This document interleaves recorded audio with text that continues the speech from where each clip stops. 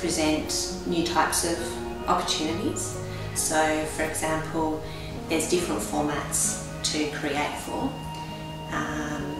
Things like interactive stories for the iPad,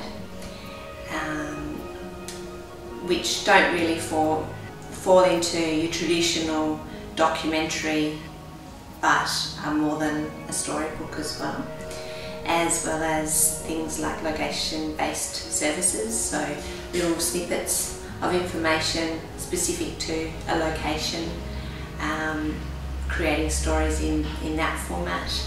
Different types of gameplay, you know, creating stories and meshing it with game or gamification, as well as things like augmented reality, which is a whole new format that we're exploring at the moment, and the relevance of that to telling factual stories. So there's a whole new way of sharing stories in different formats on the mobile platform, but also the opportunity for filmmakers to utilise mobile technologies like the iPhone in actually taking footage, and you've got a really highly sophisticated device in your pocket. With the release of iOS 5 just recently, you are able to access the camera as well as your video camera very, very quickly straight from the lock screen. So that's a really exciting development for documentary filmmakers.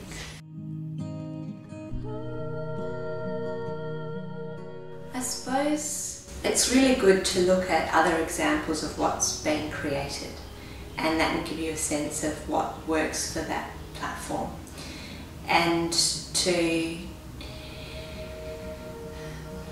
have a think about who your audience is and where they're going to be accessing your story, whether it is, for example, on an iPad, where they might be in a beanbag at home, or on a train, or somewhere, maybe at school, compared to if it's in a particular location down at one of Melbourne's alleyways, or you know, in a particular park. You need to think about where they're going to be viewing that information, and it comes back to how willing your audience is to engage with what you're creating in that format, in that particular place in time. So thinking about your audience. In terms of the actual technology, there's constraints certainly, but things are more and more feasible than they've ever been before. So my approach is to map out your vision and then look at what those constraints are to allow that to be shaped later, rather than feeling constrained by the technology to begin with, because it's really about the user experience that's important. And as a documentary maker, that's where your skill is, in telling stories and knowing your audience. So I think it's not so much about the technology, but it's about connecting with your audience and using the technology well and appropriately to do that. It's important to understand the opportunities that technology offer. So if there's an interactive story or an augmented reality experience or a game or a location-based service or a combination of those things that you like, then you can use that to help understand what's possible for your own story. But the ins and outs of the technical constraints, you can work with your designer and developer later to help shape that. So I think it's more important to understand the opportunities that are available to you, the formats that are available to you, understand what audiences' needs are and where they're going to and how they're going to experience your story. And that's your skill, and to map that out and then look at the technical constraints around that. So different types of experiences that you're developing will, I suppose, require different types of skills. And just like with a documentary where you might have a producer that specialises in a particular genre, or a production designer that has a specific eye for a different type of production. When you're creating for the mobile platform, you'll have people that have developed different types of interactive stories, or they might have started to go down the path of developing augmented reality experiences. So they'll have different types of experiences that they can bring to the development process. But basically you're looking at getting a designer on board and a developer to help you create that, and there's a different I guess businesses that can do that for you, and there's also a lot of independents that are working in that space. So for example, last week I worked with a client who was new to mobile technologies, and they wanted to use mobile technologies to reach and engage their audiences in new and interesting ways, and they wanted to look at how they could use mobile technologies to enrich the visitor experience. So they're a cultural institution. And so what I did was I worked with them for them to understand what some of the opportunities available to them are, some of the ways in which they could use mobile technologies to reach and communicate with their audiences. And from there I worked, I suppose, collaboratively with them to prototype different types of user experiences. So they hadn't had any experience with prototyping, but I presented them with the tools and facilitated a process which helps them navigate that themselves, because they know their audience better than I do. They understand what their audiences are looking for and how they'll be using these technologies in that particular venue. And they're the experts, so we want to be able to work with that to create the best possible experience. And along the way,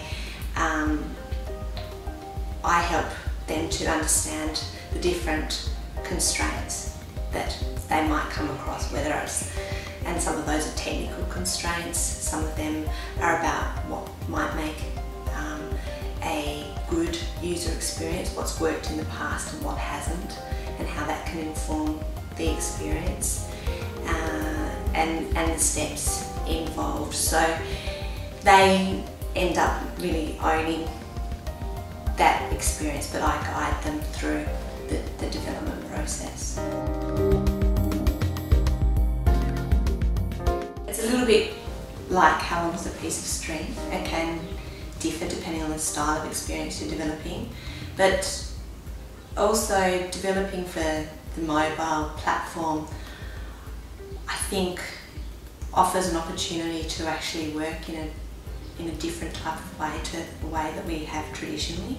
We talk about something called agile development, and that's developing a small part of it and sharing that, testing it, and then reiterating to improve on it.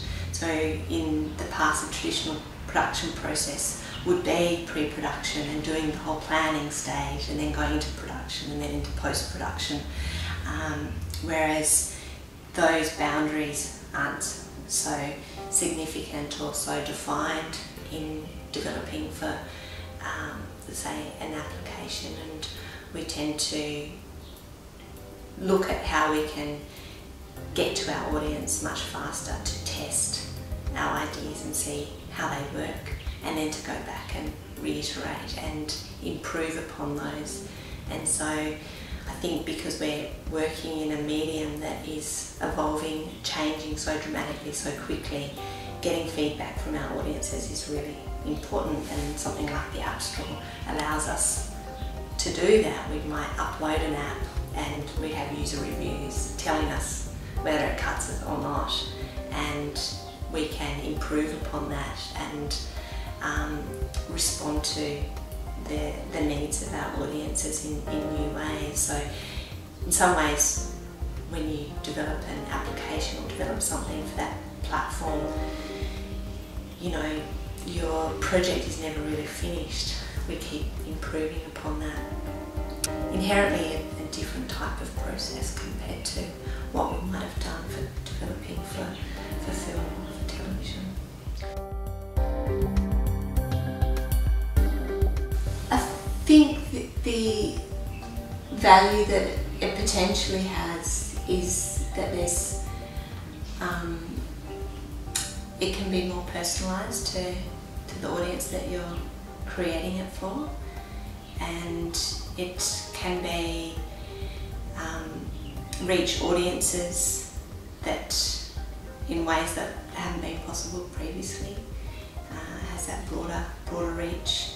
As a filmmaker, you have so many valuable assets that you create, and when you create it into a documentary for broadcast, it has